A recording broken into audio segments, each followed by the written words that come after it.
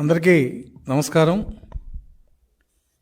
ఈ ఎన్నికల్లో ప్రధానంగా ఉద్యోగస్తులు, ఉపాధ్యాయులు, అలాగే ఎలక్షన్ ప్రాసెస్లో ఉండే అదర్ దాన్ ఎంప్లాయీస్ అంటే డ్రైవర్లు, ప్రైవేట్ కార్ వెహికల్ డ్రైవర్లు, వీడియోగ్రాఫర్లు, అలాగే కొన్ని చోట్ల రిటైర్డ్ ఎంప్లాయీస్ని తీసుకోవటం ఇదంతా జరిగింది. అయితే ఎలక్షన్ కమిషన్ చాలా స్పష్టంగా ఒక విషయం చెప్పింది. ఎలక్షన్ డ్యూటీలో ఉన్న ఎవరికైనా సరే పోస్టల్ బ్యాలెట్ ఇవ్వాలని చెప్పింది. ఎలక్షన్ డ్యూటీలో ఉండేది ఎంప్లాయీసు అంటే ఇంక్లూడింగ్ టీచర్సు, అలాగే పోలీస్ పర్సనల్, స్పెషల్ ఫోర్సు, అలాగే vehicle drivers, photographers, videographers, technical people ఎవరినైతే ఎలక్షన్ కమిషన్ హైర్ చేసి వాళ్ళ ఓటు ఉన్న నియోజకవర్గం కాకుండా పక్క నియోజకవర్గంలో కనుక వీళ్ళని డ్యూటీ అలాట్ చేస్తే వీళ్ళు వాళ్ళ ఓటు ఎక్కడవుతుందో అక్కడికి వెళ్ళి వాళ్ళ ఓటు హక్కు వినియోగించుకోలేరు. కాబట్టి వీళ్ళందరికీ పోస్టల్ బ్యాలెట్ ఫెసిలిటీ ఇవ్వడం జరిగింది. అయితే డిఫెన్స్ వాళ్ళ పోస్టల్ బ్యాలెట్ అది సపరేట్గా ఉంది. 85 years ఏజ్ వాళ్ళది అది ఇంటి దగ్గరికి వచ్చి ఓటు వేయించుకునే అవకాశం, అది వేరే విషయం. అయితే ఇక్కడ ప్రభుత్వం కుట్ర చేస్తుంది. ఉద్యోగస్తులందరూ ప్రభుత్వానికి వ్యతిరేకంగా ఉన్నారు కాబట్టి సాధ్యమైనంత వరకు ఈ పోస్టల్ బ్యాలెట్స్ తగ్గించాలనే ఉద్దేశంతో కొంతమంది కలెక్టర్లు కూడా అత్యుత్సాహంగా దీన్ని సమర్థించే పరిస్థితిలో ఉన్నారు.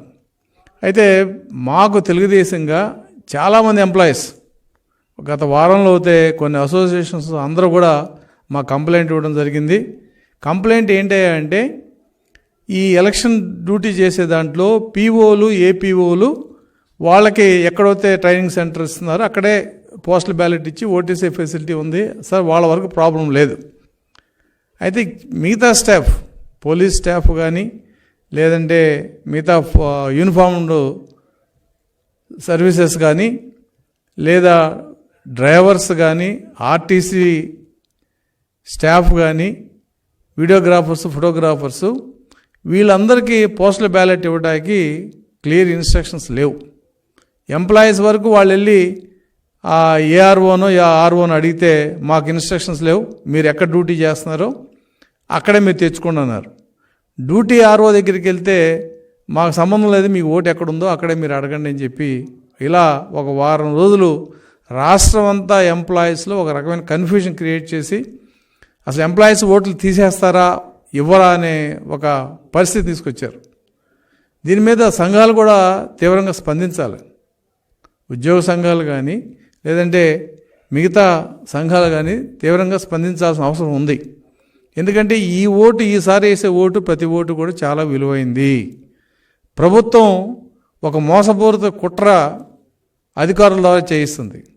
మాకు ఇన్స్ట్రక్షన్స్ లేవు, మాకేం చేయాలో తెలియదు కాబట్టి మీ ఫారం 12 మేము తీసుకోము, సింపుల్గా ఒకటే మాట. కాబట్టి తెలుగుదేశం ప్రభుత్వం, తెలుగుదేశం పార్టీ తరఫున మేము దీన్ని స్పష్టంగా ఎలక్షన్ కమిషన్ని రిప్రజెంట్ చేయడం జరిగింది. ఎలక్షన్ కమిషన్ ఈ రోజున దాని మీద ఒక స్పష్టమైన ఆదేశాలు ఇవ్వడం జరిగింది. సరే, అందుట్లో కూడా కొన్ని చిన్న చిన్న పొరపాట్లు ఉన్నాయి, కానీ మెజారిటీ క్లారిఫికేషన్ మేము అడిగినవి కూడా ఎలక్షన్ కమిషన్ ఇవ్వడం జరిగింది. అందులో ప్రధానంగా ఏంటంటే ఉద్యోగస్తులకు ఎక్కడైతే డ్యూటీ వేశారో ఆ డ్యూటీలో ఉన్న అంటే ఆ ఏరియాకి సంబంధించిన ఏఆర్ఓకి ఫారం 12 ఇవ్వాలి. అయితే ఇక్కడ ఇంకొక మతలబు కూడా అధికారులు చేస్తున్నారు. అంటే ప్రభుత్వానికి వంతపాడే అధికారులు ఫారం 12 తీసుకుంటున్నారు, ఎక్నాలజ్మెంట్ ఇవ్వట్లా. అందుకే స్పష్టంగా ఉద్యోగస్తులందరినీ నేను అప్పీల్ చేస్తున్నా, ఉద్యోగ సంఘాలను కూడా మేము అప్పీల్ చేస్తున్నాం. మీరు ఫారం 12 ఇచ్చినప్పుడు ఫోటోస్టాట్ కాపీ కానీ లేదంటే 2 కాపీలు తీసుకుని ఒక కాపీ మీద స్పష్టంగా మీరు ఎక్నాలజ్మెంట్ తీసుకోండి. ఎవరైతే అధికారులు ఎక్నాలజ్మెంట్ ఎవరో వాళ్ళ మీద స్పష్టంగా కలెక్టర్కి మీరు కంప్లైంట్ ఇవ్వచ్చు, అందులో ఇబ్బంది ఏం లేదు. ఎందుకంటే ఇన్ని వందల వేల దీని మీద నాకు నీ అప్లికేషన్ రాలేదు ఫారం 12 అంటే చేయగలిగింది ఏం లేదు ఆ రోజున. కాబట్టి దీన్ని 26 దాకా సమయం పెంచడం జరిగింది. కాబట్టి ఎలక్షన్ డ్యూటీలో ఉన్న ఏపీఓలు కానీ పోలీస్ స్టాఫ్కి ఒక నోడల్ ఆఫీసర్ని పెట్టారు. అలాగే ఆర్టీసీకి కూడా ఒక నోడల్ ఆఫీసర్ని పెట్టారు. కొన్ని చోట్ల మాకు వచ్చిన సమాచారం ఏంటంటే నోడల్ ఆఫీసర్ ఎక్కడ ఉంటాడు ఏంటి కూడా పోలీస్ స్టాఫ్కి తెలియదు. అంటే ఏంటి, పోలీసులంతా కూడా ప్రభుత్వానికి వ్యతిరేకంగా ఉన్నారు కాబట్టి పోస్టల్ బ్యాలెట్ తగ్గించిన కొందికి వైసీపీకి ప్లస్ పాయింట్ అవుతుంది.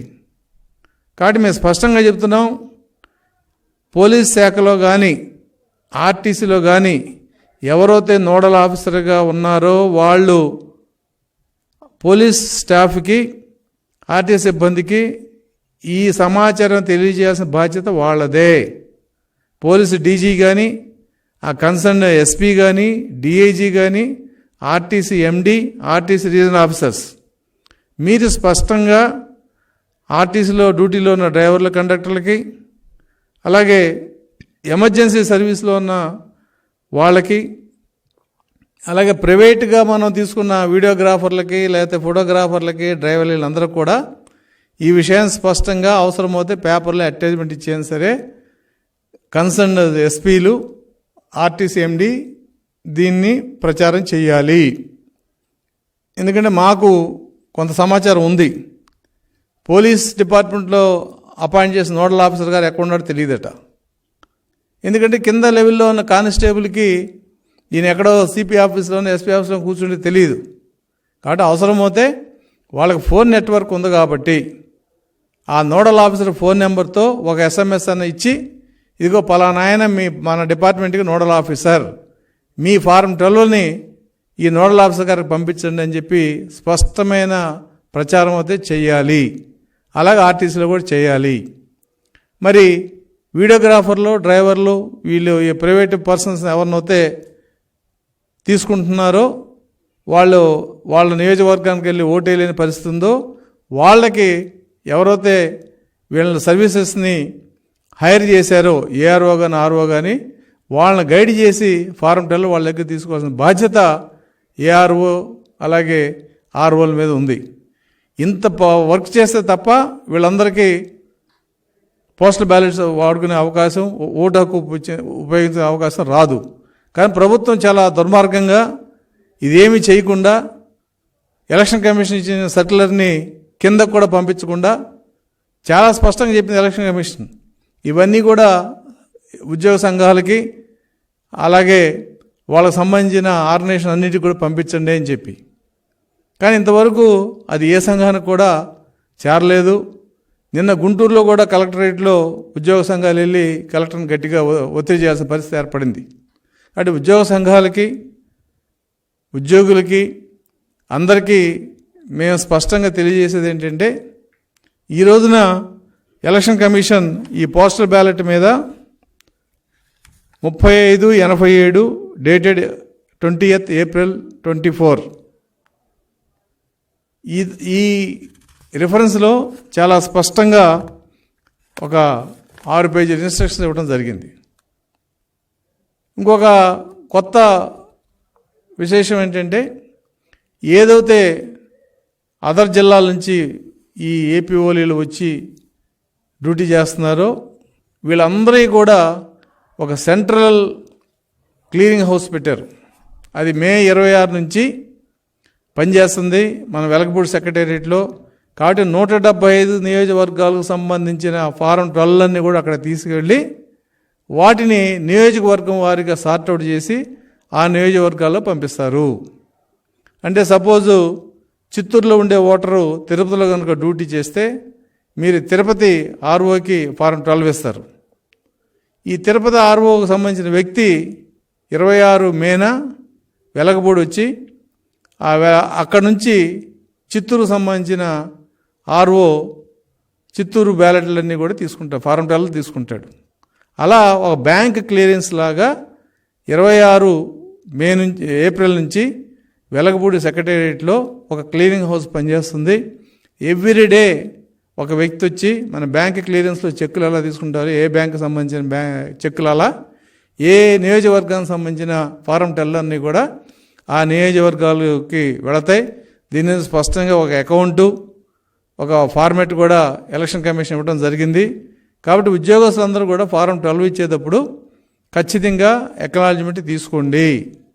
ఎందుకంటే అక్నాలెడ్జ్మెంట్ కనుక లేకపోతే ఇవాళ రాష్ట్రంలో దాదాపుగా పోస్టల్ బ్యాలెట్లకు సంబంధించి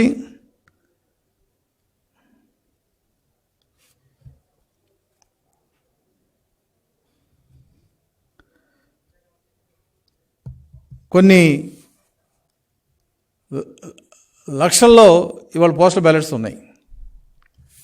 కాబట్టి ఈ అవకాశాన్ని ప్రభుత్వం కూడా దుర్మార్గంగా ఆలోచించి వీటిని తగ్గించాలనే ఆలోచనలో ఉంది. ఎందుకంటే ఇవాళ ఎంప్లాయీస్ కానీ అందరూ కూడా ప్రభుత్వానికి వ్యతిరేకంగా ఉన్నారు.